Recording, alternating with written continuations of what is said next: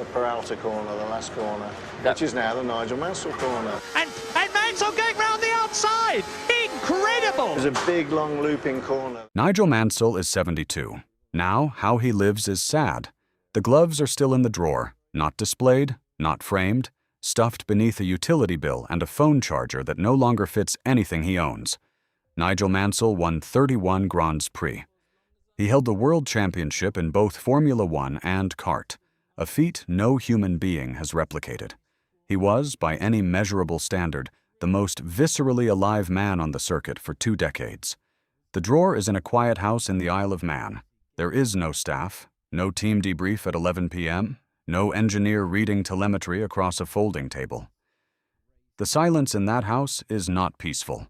It is the specific silence of a man who spent 40 years outrunning it, and finally ran out of road. He is 72 now. That number does something particular to a man who once needed a crane to extract him from a wreckage at 160 miles per hour and was back in a cockpit the following season. Age was always abstract to Mansell. Something that happened to other people. Something that happened after. There is no after he prepared for. The 1992 season was not a comeback. It was a controlled demolition wearing the mask of triumph. Mansell took the Williams FW14B, arguably the most technically superior car in Formula One history to that point, and converted it into a coronation. 5 consecutive wins to open the season. 9 total. The championship clinched with 5 races remaining. The numbers were not competitive. They were surgical. The paddock applauded. Then it began the paperwork. Williams had already opened negotiations with Alain Prost. The seat Mansell had bled for. Through a broken back in 1991, through finger injuries so severe he could barely grip the wheel, through a tire failure at Silverstone in 1986 that should have ended him permanently. That seat was being measured for someone else, while the champagne was still cold. He had delivered them a dynasty. They handed him a termination clause. What followed is typically described as a lateral move, a bold commercial venture into American open-wheel racing with Newman Haas. That framing is a courtesy extended to a man who deserved better than the truth. The truth is that Mansell left Formula One because Formula One had already left him. The contract dispute with Williams was not a negotiation. It was a notification. Prost's terms were accepted. Mansell's request for parity was declined. A man who had won 9 races in a single season was told in the precise language of institutional indifference that he was not quite worth matching. He won the kart championship in his debut season. An almost statistically impossible achievement. It did not fill the space. He returned to Formula One in 1994, 4 races for Williams, 1 win, then gone again. Then a season with McLaren in 1995 that lasted 2 races before a mutual and quietly humiliating withdrawal. The car did not fit. The team did not fit. Nothing fit the way it once had. The man who redefined what force of will could accomplish inside a cockpit was now a figure that the sport processed with the particular efficiency it reserves for those it has already categorized as finished. He was not finished. That was the cruelty of it. He was simply no longer convenient. The leverage that evaporated overnight. There is a specific weight to a trophy that no longer opens doors. Mansell understood this slowly. Then, all at once. The 1992 World Championship was not currency. It was a receipt. Proof of a transaction already completed, already absorbed by the institution, already filed. The sport had extracted what it needed from him. The leverage he believed the title would permanently confer lasted, in practical terms, approximately 11 weeks. Williams paid him to leave. Not dramatically, not with confrontation or public acknowledgement of what was being discarded. A settlement, a figure, a handshake that ended the most decorated driver-team partnership of that era with the administrative warmth of a lease termination. Mansell's name had generated hundreds of millions in sponsorship visibility, merchandise, television ratings across Europe and beyond. The settlement did not reflect that. It reflected what they calculated they could pay to make the conversation stop. He accepted it. That acceptance was not weakness. It was exhaustion wearing the shape of pragmatism. The cart years generated income. The Newman-Haas contract was legitimate, the championship genuine, the crowds in America real and loud and hungry for him in the way British crowds once were. But American open-wheel racing in 1993 was not Formula One. It was adjacent to glory, a parallel world where the metrics were different and the institutional memory was short. He was a phenomenon there, temporarily. By the time he returned to Formula One, the financial architecture of his career had quietly shifted. Golf resorts in Jersey and the Isle of Man, Woodbury Park, the development he poured significant capital into, became the new mechanism. The logic was sound. A champion builds something permanent, something with his name on a gate, something that cannot be handed to Alain Prost. The hospitality industry operates on margins that motor racing does not prepare a man for. Woodbury Park carried debt, the kind that does not announce itself loudly, but compounds with institutional patience. Reports emerged, creditor pressure, restructuring conversations. A man who had earned and spent and invested across 4 decades of elite sport suddenly navigating balance sheets in a language he had never been trained to speak. The trophies were not collateral. The championship meant nothing to a bank. The quiet collapse of the inner circle. Mansell's friendships inside Formula One were always conditional. He understood this.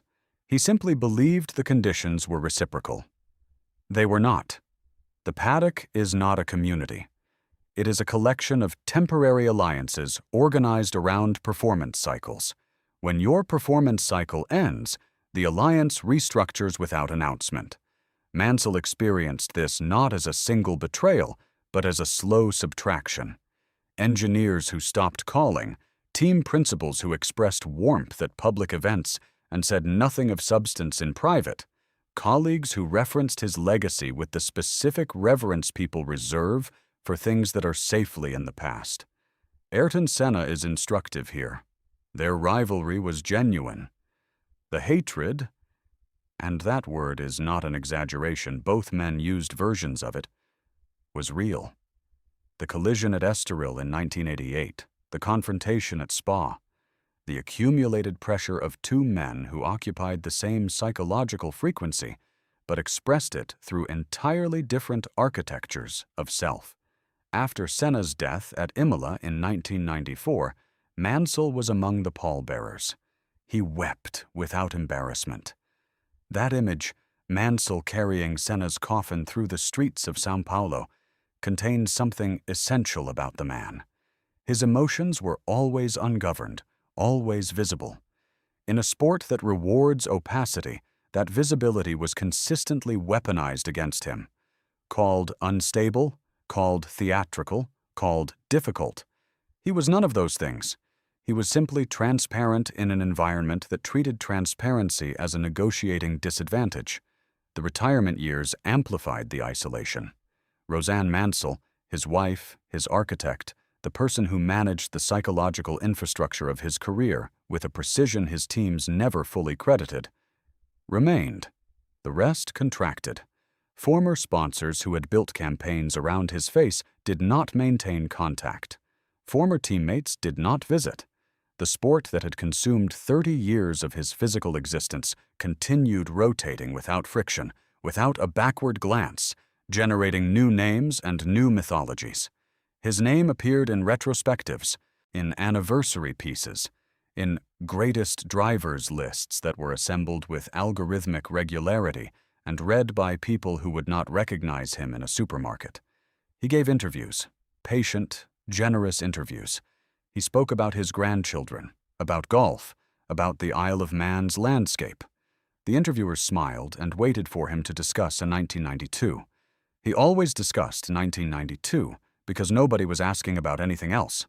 The erosion that has no finish line. Here is the quiet choice.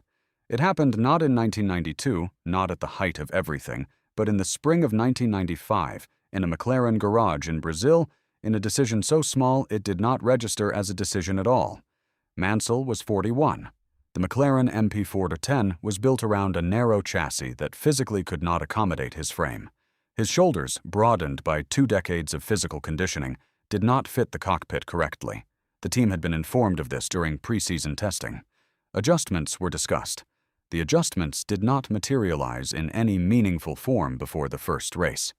He drove it anyway, not because he believed the situation would resolve, but because walking away from the cockpit, any cockpit, was something he had not yet learned to do on his own terms. Every previous exit had been imposed. Williams, the 1990 Ferrari contract dispute, the brief 1994 return that ended before anyone fully processed it had begun. He needed to leave of his own volition just once. He needed the exit to be his. So he drove an ill-fitting car in 2 races, posted times that did not reflect his ability, absorbed the technical blame that was structurally inevitable, and withdrew from the season by mutual agreement, a phrase that has never once meant what it says. That decision, to get in rather than stand firm and demand the accommodation, reframed the final chapter of his career in a way that nothing before it had. It gave the sport permission to write his ending as decline rather than displacement. It handed critics a data point they have never returned. It transformed a political failure by McLaren into a narrative of a man no longer capable. He gave them the instrument. They used it indefinitely. The psychological consequence of that season settled over the following years with the patience of sediment. Mansell has spoken in fragments and indirectly about the difficulty of identity reconstruction after elite sport. He took up golf. He excelled. He competed at near professional level, which is both impressive and quietly devastating. A man of his competitive architecture finding the nearest available arena and filling it because the alternative is stillness. Stillness, for Mansell, was never neutral. It was the thing he had been outrunning since a back injury at the Dallas Grand Prix in 1984 left him hospitalized and temporarily convinced his career was finished. Since a testing crash at Paul Ricard in 1985, since Silverstone 1986 and the tire that disintegrated at 170 miles per hour and somehow did not kill him. Each survival had come preloaded with obligation to prove the survival was warranted, to justify the continuation, to earn the next race. That mechanism does not deactivate at 72. It simply has nowhere left to go. There are mornings in the Isle of Man when the weather comes in low and cold off the Irish Sea, and the house is quiet in the particular way that large, under-occupied houses are quiet. Not peaceful, but acoustically vast. And the body registers all of it. The vertebrae that were fractured and healed and fractured again. The hands that gripped steering wheels at forces that permanently altered their architecture. The neck that absorbed G-forces across hundreds of race weekends, each one incrementally narrowing the margin between performance and damage. The body keeps its own ledger. It presents the bill without apology and without installment plans. The permanent betrayal. That history ratified. Nigel Mansell won more races than Jackie Stewart, more than Emerson Fittipaldi, more than Jody Scheckter and Mike Hawthorne and Phil Hill combined. He is the only man to hold the Formula One World Championship and the Kart Championship simultaneously, a record that has existed for over 30 years without a credible challenger. History has filed this under underrated. That filing is the final institutional injury. The sport's memory is not democratic. It is curatorial. Certain careers get the architecture of legend, the museums, the documentaries with orchestral scores, the statues outside circuits, the endless reissue of a single defining image that becomes shorthand for an entire era. Senna has Imola and the helmet, and the 30-year grief industry that has made his absence more present than most living drivers. Schumacher has the red years and the German machine mythology. Prost has the intellectual reputation, the professor designation, that retrospective analysis has only deepened. Mansell has the mustache, and the crowd at Silverstone, and the question of whether the 1986 and 1987 championships that escaped him would have changed the conversation. They would have. 2 additional titles would have placed him in a different categorical tier. The sport's internal hierarchy, unofficial, unwritten, but functionally absolute, would have processed him differently. 3 championships generate a certain gravity that 2 cannot replicate. The narrative mass accumulates. The legacy becomes self-reinforcing. He needed one more. He came within a tire's structural integrity of it in 1986, within a turbo failure of it in 1987. 2 mechanical failures in 2 consecutive championship-deciding moments. Either one, resolved differently, rewrites the sentence history uses when his name appears. Neither was. And history, which has the memory of an institution and the mercy of none, did not adjust its language to account for the proximity. It recorded the outcomes. 2 near misses and 1 title, rather than 3 championships and a dynasty. The distinction between those 2 sentences is the distinction between a monument and a footnote. He is not a footnote, but he is not a monument. He occupies the space between acknowledged, respected in the specific, limited way that precludes the deeper examination his career warrants, referenced in the context of others' stories rather than centered in his own. The sport he gave his body to, the sport that extracted from him a level of physical sacrifice that would now trigger mandatory medical review, has not returned the investment in kind. There is no Mansell corner at Silverstone, no permanent installation, no institutional reckoning with what his career actually represented. The cost of being brilliant in an era when brilliance without political fluency was treated as a management problem. The drawer in the quiet house on the Isle of Man holds the gloves. They are not on display because display implies an audience. There is no audience now. What the evidence establishes: 31 victories, 1 world title, 1 kart championship. A body that absorbed what most human frames would not have survived, rebuilt itself across decades of surgical intervention and physical rehabilitation, and delivered, repeatedly, without guarantee of return, to a sport that processed the delivery and moved on. The ledger is not in dispute. What is in dispute, what has always been in dispute, though the sport rarely frames it this plainly, is whether the ledger was ever being kept by anyone who intended to honor it. Mansell's career was not a failure dressed as success. It was something more precise and more difficult to categorize, a complete success that was structurally prevented from becoming a legacy. The distinction matters. Failure can be metabolized. It has a shape, a cause, a lesson that retrospective analysis can extract and distribute. What happened to Mansell has no clean lesson. It has only a pattern. The pattern of an institution consuming a man's best years, his physical architecture, his psychological reserves, and returning to him a settlement figure and a trophy that fits in a drawer. He was not destroyed by one catastrophic moment. He was reduced by accumulation. The 1986 tire, the 1987 turbo, the 1992 contract, the 1995 cockpit, each individually explicable. Each assigned a technical or administrative cause that removed the institution from accountability.